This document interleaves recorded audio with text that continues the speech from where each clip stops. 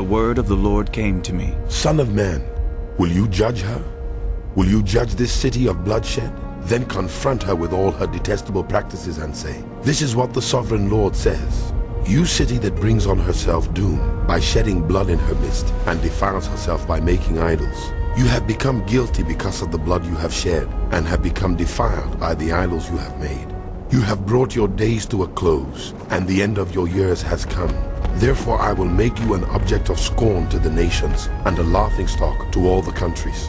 Those who are near and those who are far away will mock you, you infamous city full of turmoil. See how each of the princes of Israel who are in you uses his power to shed blood. In you they have treated father and mother with contempt. In you they have oppressed the foreigner and mistreated the fatherless and the widow. You have despised my holy things and desecrated my Sabbaths. In you are slanderous who are bent on shedding blood. In you are those who eat at the mountain shrines and commit lewd acts. In you are those who dishonor their father's bed. In you are those who violate women during their period when they are ceremonially unclean. In you one man commits a detestable offense with his neighbor's wife. Another shamefully defiles his daughter-in-law. And another violates his sister, his own father's daughter. In you are people who accept bribes to shed blood. You take interest and make a profit from the poor. You extort unjust gain from your neighbors, and you have forgotten me, declares the sovereign Lord. I will surely strike my hands together at the unjust gain you have made, and at the blood you have shed in your midst. Will your courage endure, or your hands be strong, in the day I deal with you? I, the Lord, have spoken, and I will do it. I will disperse you among the nations, and scatter you through the countries, and I will put an end to your uncleanness. When you have been defiled in the eyes of the nations, you will know that I am the Lord. Then the word of the Lord came to me. Son of man, the house of Israel has become dross to me. All of them are the copper, tin, iron, and lead left inside a furnace. They are but the dross of silver.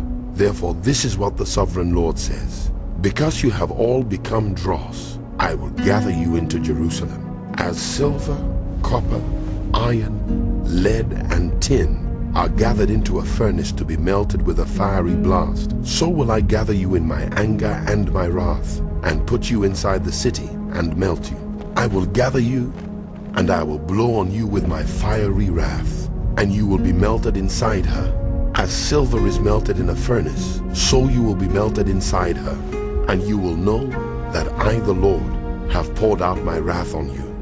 Again the word of the Lord came to me. Son of man, say to the land, you are a land that has not been cleansed or rained on in the day of wrath. There is a conspiracy of her princes within her like a roaring lion tearing its prey. They devour people, take treasures and precious things, and make many widows within her. Her priests do violence to my law and profane my holy things. They do not distinguish between the holy and the common. They teach that there is no difference between the unclean and the clean, and they shut their eyes to the keeping of my Sabbaths, so that I am profaned among them. Her officials within her are like wolves tearing their prey.